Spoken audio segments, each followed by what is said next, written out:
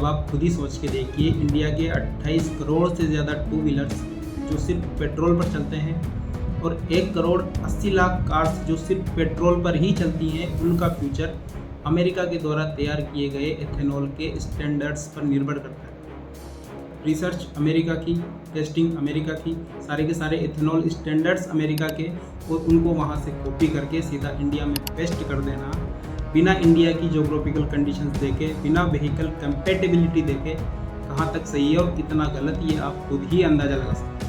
Ethanol policy और E20 को लेकर अभी देश में हर कोई कंफ्यूज है। किसी को लगता होगा कि E20 ही तो आया है, E20 कंपेटेबल गाड़ियाँ भी है देश में, लेकिन जो गाड़ियाँ E20 कंपेटेबल है शायद उनके लिए E20 सही हो, लेकिन जो गाड़ियाँ E20 कंपेटेबल नहीं है उनका क्या। इथेनॉल पॉलिसी और E20 को लेकर सिर्फ जनता ही कंफ्यूज नहीं है। पेट्रोल में भी 20% तक इथेनॉल अभी तक आया है।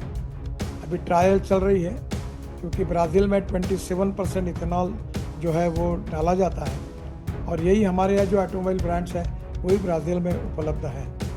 हमारे देश में ये ट्रायल चल रही है ARAI में। उनके बाद ये ट्रायल सक्सेस होने के बाद वो पेट्रोलियम मिनिस्ट्री को रिकमेंड करेंगे, इसके स्टैंडर्ड्स भी निश्चित होंगे और उसके बाद भी उसका निर्णय भारत सरकार करेगी। जब इथेनॉल इंडिया में लागू किया गया था, E20 इंडिया में लागू किया गया था, तब की सारी रिसर्च और टेस्टिंग हो चुकी थी।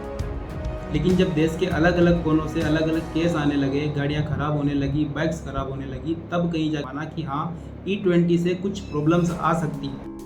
तो गियर जब बदलते रहते हैं, हाँ, तो शहर के अंदर में इथेनॉल और पेट्रोल डालकर जो आता है, हाँ। उसका एवरेज लगभग सेम आता है। पर जैसे हम एक हाईवे से 100 किलोमीटर दौड़ रहे हैं, तो उसमें जब ये करेंगे तो उसमें एवरेज में थोड़ी कमी आती है। ये ठीक है। सच है। अमेरिका में E20 नहीं चलता, बल्कि E15 चलता है, वो भी वहाँ की कंडीशंस के अकॉर्डिंग। लेकिन इंडिया में E20 चलता है बिना कंडीशंस देखे।